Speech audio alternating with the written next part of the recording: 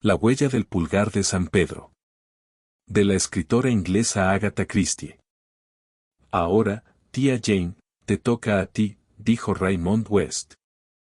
Sí, tía Jane, esperamos algo verdaderamente sabroso, exclamó en tono festivo Joyce Lempriere.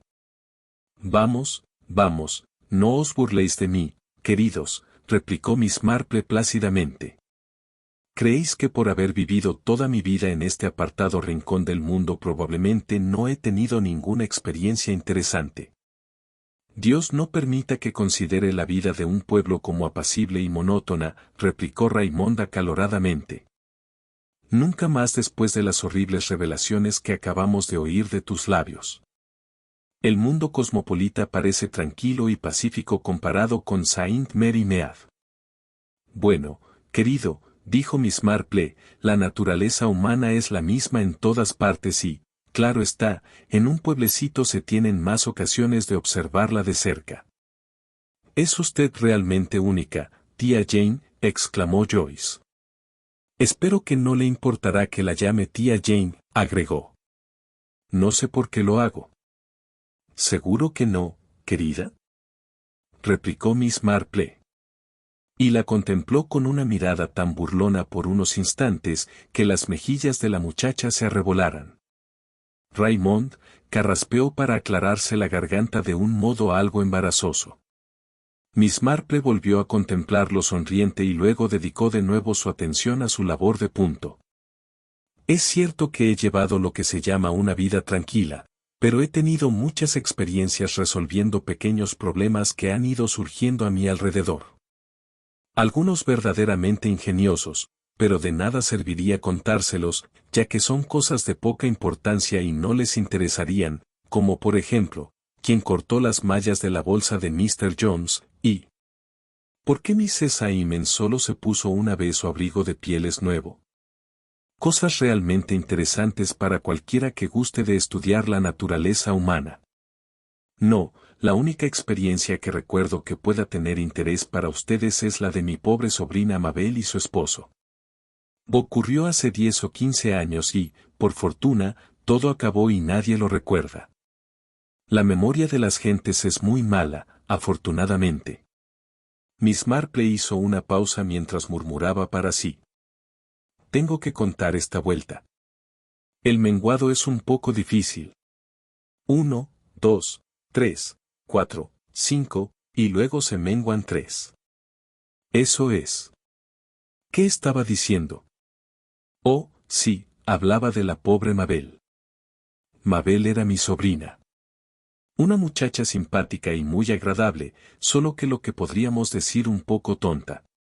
Le gusta armar un drama por cualquier cosa, siempre que se enfada, y dice muchas más cosas de las que piensa. Se casó con un tal Mr. Denman cuando tenía 22 años y me temo que no fue muy feliz en su matrimonio. Yo había esperado que aquella boda no llegara a celebrarse, ya que el tal Mr. Denman parecía un hombre de temperamento violento y no la clase de persona que hubiera sabido tener paciencia con las debilidades de Mabel. Y también porque supe que en su familia había habido algunos casos de locura. No obstante, entonces las muchachas eran tan obstinadas como ahora y como lo serán siempre, y Mabel se casó con él. Después de su matrimonio no la vi muy a menudo. Vino a pasar unos días a mi casa un par de veces y me invitaron a la suya en varias ocasiones, pero, a decir verdad, no me gusta mucho estar en casas ajenas y siempre me las arreglé para excusarme. Llevaban 10 años casados cuando Mr. Denman falleció repentinamente. No habían tenido hijos y dejaba todo su dinero a Mabel. Yo le escribí, como es natural, ofreciéndome a hacerle compañía si me necesitaba, pero me contestó con una carta muy sensata y yo imaginé que no estaba demasiado abatida por la pena. Lo juzgué natural sabiendo que desde hacía algún tiempo hacían vidas separadas. No fue hasta unos 3 meses después cuando recibí una carta de lo más histérica de mi sobrina, en la que me pedía acudiera a su lado, que las cosas iban de mal en peor y que no sería capaz de soportarlo por mucho más tiempo. Así que, por supuesto, recogí mis cosas, llevé la vajilla de plata al banco y acudí enseguida. Encontré a Mabel muy nerviosa. La casa, Myrtle Dene, era muy grande y estaba magníficamente amueblada. Tenían cocinera, doncella, así como una enfermera que cuidaba del anciano Mr. Denman, padre del esposo de Mabel, quien estaba lo que se dice un poco mal de la cabeza. Era un hombre tranquilo y se portaba bien, aunque a veces era algo raro. Como ya he dicho, había habido casos de locura en la familia. Me sorprendí realmente al ver el cambio sufrido por Mabel. Era un manojo de nervios y me resultó difícil que me contara el problema. Lo conseguí, como siempre se consiguen estas cosas, indirectamente. Le pregunté por unos amigos suyos a quienes siempre mencionaba en sus cartas, los Gallagher. Ante mi sorpresa, me respondió que apenas los veía ya. Y lo mismo me contestó al preguntarle por otros. Le hablé de lo tonto que era encerrarse en casa y renunciar al trato social, y entonces me contó la verdad. No es cosa mía, sino suya. Ahora no hay una sola persona aquí que quiera dirigirme la palabra. Cuando paso por High Street todos se apartan para no tener que saludarme.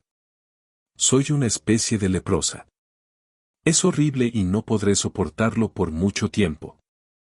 Tendré que vender la casa y marcharme al extranjero. Y, sin embargo, ¿por qué tienen que hacerme abandonar una casa como esta? Yo no he hecho nada. Me inquieté más de lo que puedan ustedes imaginar. Estaba tejiendo una bufanda para la anciana Mrs. Allí, en mi tribulación, dejé escapar unos puntos y no lo descubrí hasta mucho después. Mi querida Mabel, le dije, me sorprendes. ¿Cuál es la causa de todo esto? Incluso de niña Mabel fue siempre difícil y me costó muchísimo sacarle la verdad. Solo sabía hablar con vaguedad de las personas ociosas y maliciosas que no tienen nada mejor que hacer que chismorrear y lanzar insidias a las mentes de los demás. Lo veo muy claro, le dije. Evidentemente debe de circular algún rumor referente a ti. Tú debes saber muy bien cuál es esa historia, de modo que vas a contármela. Es algo tan malicioso. Gimió Mabel. Claro que es malicioso, repliqué. No hay nada que puedas contarme acerca de la mentalidad humana que me sorprenda. Y ahora, Mabel, ¿quieres decirme lisa y llanamente lo que la gente anda diciendo de ti? Entonces salió todo. Al parecer, la repentina e inesperada muerte de Jeffrey Denman había suscitado varios rumores. En resumen, la gente pensaba que ella había envenenado a su esposo. Ahora bien, como supongo que ustedes ya saben, no hay nada más cruel ni más difícil de combatir que los rumores. Cuando la gente habla a nuestras espaldas nada hay que pueda uno rebatir o negar, y las habladurías van creciendo sin que nadie pueda detenerlas. Yo estaba completamente segura de una cosa, Mabel era incapaz de envenenar a nadie y no comprendía por qué iban a arruinarle la vida haciéndole insoportable la estancia en aquella casa solo porque, con toda probabilidad, había hecho alguna estupidez. No hay humo sin fuego, le dije, Mabel. Ahora vas a decirme el motivo de que la gente comenzara a rumorear. Debió ser por algo. Mabel se mostró muy incoherente, declarando que no había sido por nada en absoluto, como no fuese, naturalmente, por lo repentino del fallecimiento de Jeffrey. A la hora de cenar parecía encontrarse perfectamente y por la noche se puso muy enfermo. Naturalmente habían enviado a buscar al médico, pero el pobre Jeffrey falleció a los pocos minutos de su llegada. Su muerte fue atribuida a envenenamiento por haber comido setas venenosas. Bueno, le dije, supongo que una muerte repentina de esa clase puede desatar las lenguas, pero sin duda no sin algunos hechos adicionales. ¿Te peleaste con Jeffrey o algo por el estilo? Admitió que había sostenido una discusión con él la mañana anterior, a la hora del desayuno. Supongo que la oirían los criados, comenté. No estaban en la habitación.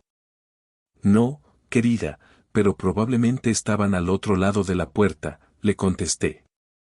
Yo sabía muy bien lo histérica que podía llegar a ponerse Mabel cuando se enfadaba. Jeffrey Denman también era un hombre dado a elevar la voz cuando se enfadaba. ¿Por qué os peleasteis? Quise saber. Oh, por las tonterías de siempre. Siempre ocurría lo mismo. Cualquier cosa nos enzarzaba en una discusión. Jeffrey se ponía imposible y decía cosas abominables, y yo le contestaba a todo lo que pensaba de él. ¿Entonces, discutíais a menudo? Pregunté. No era culpa mía. Mi querida niña, le dije, no importa de quién fuera la culpa. Eso no es lo que estamos discutiendo ahora. En un sitio como este, los asuntos privados de todo el mundo son poco más o menos del dominio público. Tú y tu marido estabais siempre discutiendo. Una mañana tenéis una pelea mayor de lo normal y aquella noche tu marido muere repentina y misteriosamente. ¿Es eso todo o hay algo más?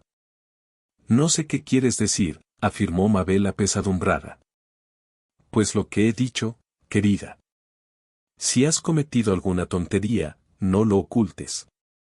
Yo solo quiero ayudarte. Nadie ni nada puede ayudarme, excepto la muerte, declaró Mabel con desesperación.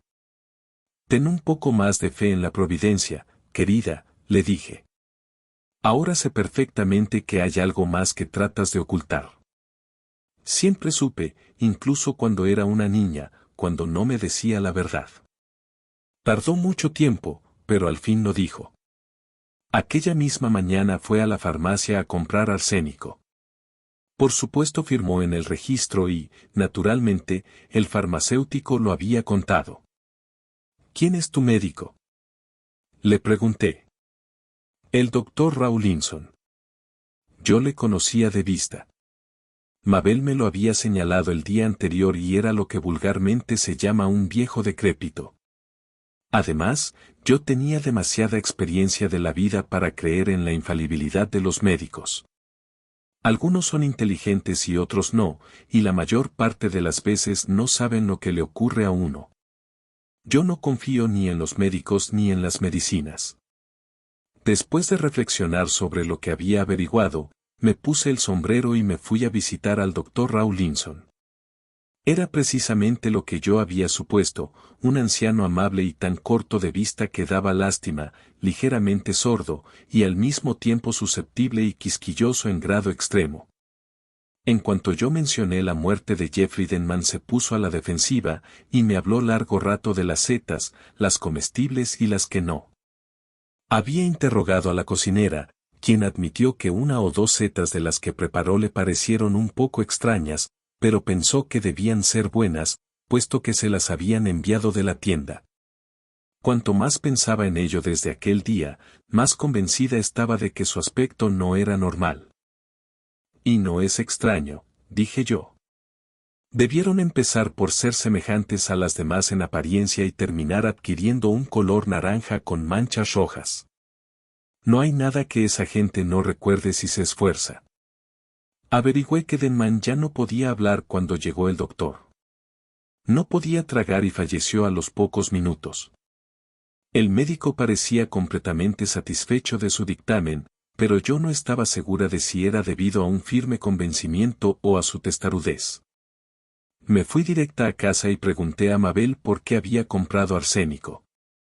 Debiste hacerlo con algún propósito, le dije. Mabel se echó a llorar. Quería suicidarme, gimió. Me sentía tan desgraciada, y pensé que así terminaría todo. ¿Tienes aún el arsénico? Le pregunté. No, lo tiré. Estuve durante unos momentos dando vueltas en mi mente al problema. ¿Qué fue lo que ocurrió cuando se sintió mal? ¿Te llamó? No, meneó la cabeza. Hizo sonar el timbre con violencia. Debió llamar varias veces y al fin Dorothy, la doncella, lo oyó y, tras despertar a la cocinera, bajó con ella. Cuando Dorothy lo vio se asustó mucho. Estaba inquieto y delirando. Dejó allí a la cocinera y vino corriendo a buscarme. Yo me levanté y al verle comprendí en el acto que estaba muy grave. Por desgracia Brewster, que cuida del anciano Mr. Denman, tenía la noche libre, de modo que no había nadie en la casa que supiera lo que se debía hacer. Mandé a Dorothy a buscar al médico, y la cocinera y yo nos quedamos con él, pero al cabo de unos minutos no pude soportarlo más, era demasiado horrible, y regresé a mi habitación para encerrarme en ella. Fuiste muy egoísta y cruel, le dije, y no hay duda de que tu comportamiento no te habrá ayudado precisamente, ya puedes estar segura. La cocinera lo habrá repetido por todas partes. Vaya, vaya, es un mal asunto. Luego hablé con el servicio. La cocinera quería contarme lo de las setas, pero la contuve, estaba harta de aquellas setas. En vez de eso, la interrogué detalladamente acerca del estado de su amo en aquella trágica noche. Las dos estuvieron de acuerdo en que parecía agonizante, que apenas podía tragar, solo hablaba con voz apagada y delirante, y que no dijo nada que tuviera sentido. ¿Qué dijo cuando deliraba? Pregunté con curiosidad. Algo acerca de un pescado, ¿no? Dijo volviéndose a la otra. Dorothy asintió. Un montón de pescado, dijo, o alguna tontería por el estilo. Enseguida comprendí que el pobre señor había perdido la cabeza. No era posible sacar nada en claro de aquello. Como último recurso, fui a ver a Brewster, que era una mujer delgada de unos 50 años. Es una lástima que no estuviera yo aquella noche, dijo. Al parecer nadie intentó hacer nada por él hasta que llegó el médico. Supongo que deliraba, dije pensativa, pero eso no es síntoma de envenenamiento producido por alimentos en mal estado, ¿o sí? Eso depende, replicó Brewster. Le pregunté por el estado de su paciente. Meneó la cabeza. Está bastante mal, replicó. ¿Débil? Oh, no. Físicamente está bastante bien, aparte de la vista, que le empieza a fallar. Puede que no sobreviva a todos nosotros, pero su mente está perdiendo muy deprisa. Les dije a Mr. y a Miss Sesdenman que debían internarlo en un sanatorio, pero Miss Sesdenman no quiere oír hablar de ello siquiera. Debo decir que Mabel siempre ha tenido un corazón generoso. Bien, así estaban las cosas. Consideré cuidadosamente todos los aspectos y finalmente decidí que solo quedaba una cosa por hacer. En vista de los rumores que circulaban, debíamos solicitar un permiso para exhumar el cadáver, practicarle la debida autopsia y hacer que las lenguas se callaran para siempre. Desde luego, Mabel armó un gran alboroto diciendo que no se debía molestar a un muerto en su tumba, etc., pero yo me mantuve firme. No me alargaré en esta parte de mi historia. Conseguimos el permiso y se llevó a cabo la autopsia, o como se llame eso, mas el resultado no fue lo satisfactorio que debiera haber sido. No se encontró el menor rastro de arsénico, cosa favorable, pero las palabras exactas del informe forense fueron que no había nada que demostrase la causa de la muerte. De modo que aquello no solucionó nada. La gente continuó hablando de venenos raros que no dejan rastro y tonterías por el estilo. Yo visité al patólogo que efectuó la autopsia, al que hice varias preguntas, aunque se esforzó cuanto le fue posible para no responder a la mayoría de ellas. Pero logré sonsacarle que consideraba altamente improbable que las setas venenosas hubieran sido la causa del fallecimiento. Una idea tomaba forma en mi mente y le pregunté qué veneno, si es que existía alguno, podía haber sido empleado para lograr aquellos efectos. Me dio una extensísima explicación, que en su mayor parte, debo admitirlo, no entendí, pero que puede resumirse así: la muerte pudo ser producida por algún fuerte alcaloide vegetal. La idea que tuve era esta.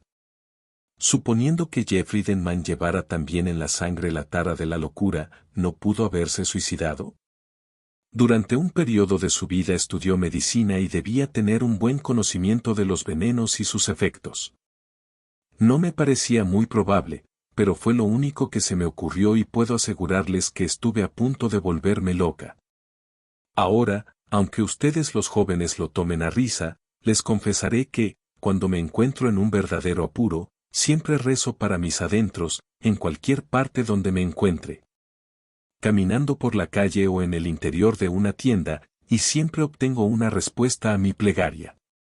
Tal vez parezca una cosa sin importancia y sin relación aparente con este asunto, pero la tiene. Cuando era niña tenía este lema escrito sobre mi cama: pedid y recibiréis. La mañana a la que me refiero yo estaba paseando por High Street y rezaba intensamente. Cerré los ojos y, al abrirlos, ¿qué creen ustedes que fue lo primero que vi? 5 rostros se volvieron hacia Miss Marple, demostrando diversos grados de interés. Sin embargo, podía afirmarse con seguridad que ninguno había adivinado la respuesta a la pregunta. Vi, dijo Miss Marple con aire misterioso, el escaparate de la pescadería. Y solo había una cosa en él, un róbalo fresco. Miró a su alrededor con aire triunfante. ¡Oh, cielos!, exclamó Raymond West. La respuesta a tu plegaria fue, un róbalo fresco. Sí, Raymond, contestó Miss Marple con aire severo. Y no hace falta que seas tan escéptico. La mano de Dios está en todas partes. Lo primero que vi fueron las manchas negras de ese pescado, las huellas del pulgar de San Pedro, según cuenta la leyenda, ya sabes. Y eso me hizo recordar cosas, que necesitaba fe, la verdadera fe de San Pedro, y relacioné las dos cosas, la fe y el pescado. Sir Henry se sonó con bastante apresuramiento y Joyce se mordió el labio. ¿Qué es lo que trajo esto a mi memoria?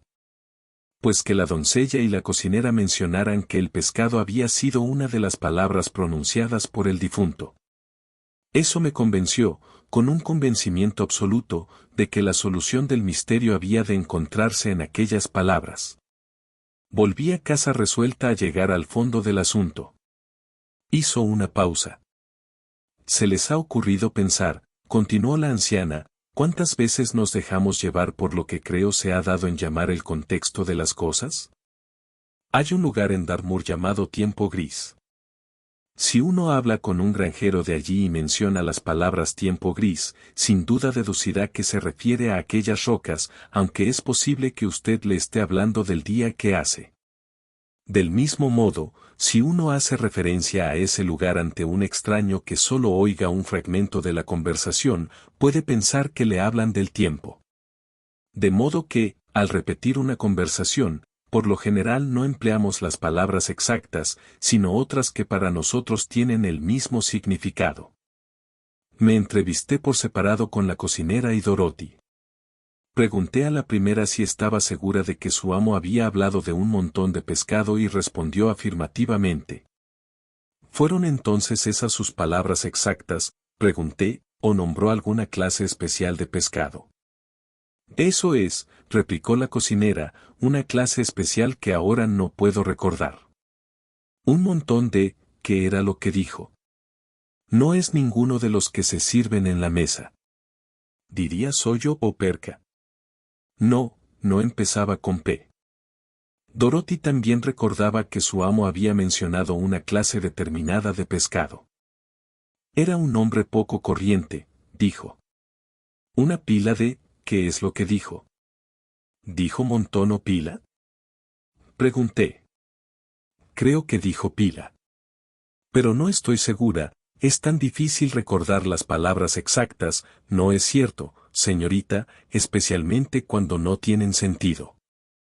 Pero ahora que lo pienso, estoy casi segura de que dijo pila, algo que me sonó muy extraño, y luego pronunció el nombre de un pescado que empieza con C, pero no era el congrio ni cangrejo.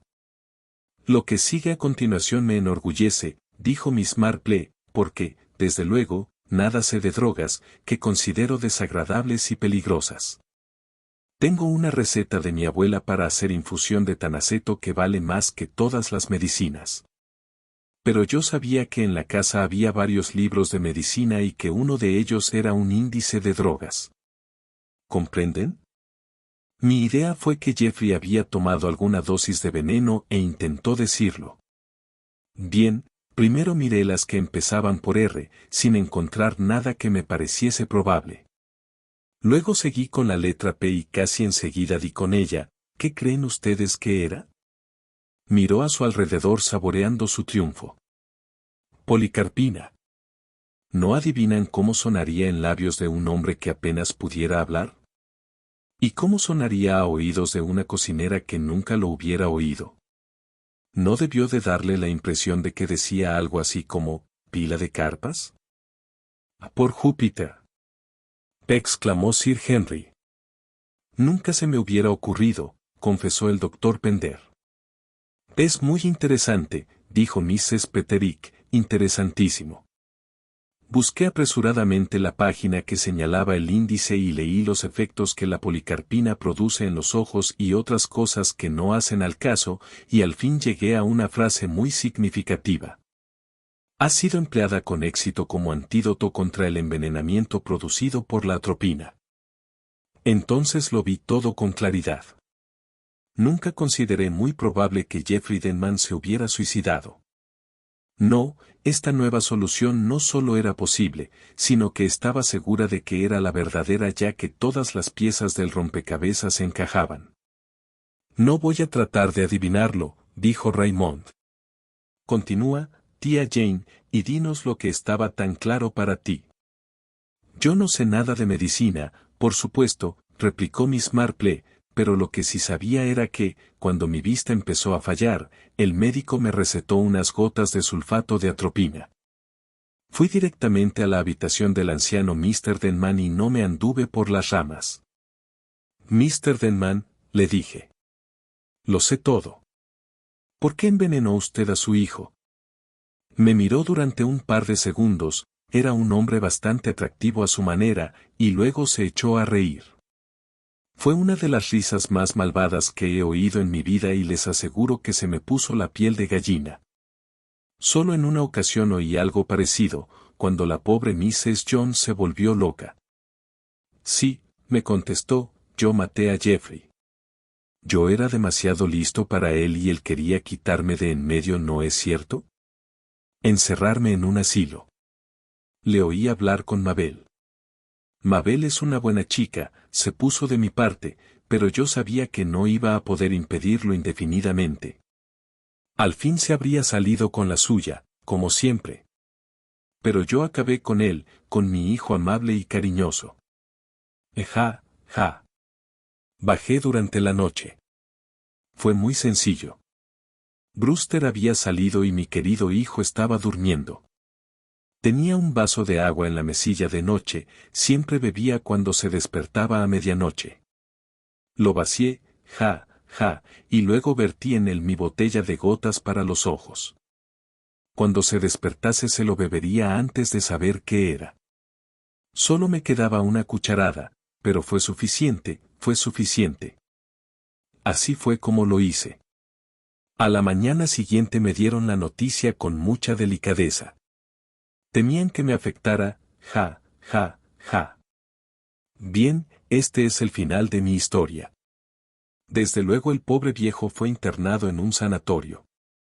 En realidad no era responsable de lo que había hecho, se supo la verdad y todo el mundo se compadeció de Mabel y no sabían qué hacer para compensarla de sus injustas sospechas. Pero de no haber sido porque Jeffrey se dio cuenta de lo que había tomado e intentó pedir que le trajeran el antídoto sin demora, es posible que nunca se hubiera descubierto.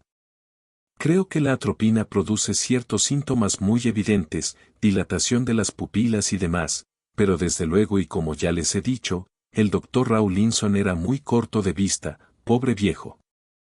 Y en el mismo libro de medicina, que continué leyendo porque era muy interesante, se daban los síntomas del envenenamiento producido por la ingestión de alimentos en mal estado y por la atropina. Y no se diferencian gran cosa. Pero les aseguro que no he vuelto a ver un róbalo fresco sin acordarme de la huella del pulgar de San Pedro. Hubo una larga pausa. Mi querida amiga, dijo Mr. Petterick, es usted realmente maravillosa. Recomendaré a Scotland Yard que vengan a pedirle consejo, intervino Sir Henry. Bueno, de todas formas hay una cosa que ignoras, tía Jane, dijo Raymond. Oh, sí que lo sé, querido, replicó Miss Marple. Ha ocurrido precisamente antes de cenar, ¿no es cierto? Cuando llevaste a Joyce a contemplar la puesta de sol. Es un lugar muy adecuado, junto a los jazmines. Allí es donde el lechero le preguntó a Annie si quería casarse con él. Vaya, tía Jane, replicó el joven, no estropees todo el romanticismo. Joyce y yo no somos como el lechero y Annie. En eso te equivocas, querido, dijo Miss Marple. En realidad todos somos iguales, aunque afortunadamente tal vez no nos demos cuenta. Fin de la historia. Si te gustó, te invitamos a dar un like.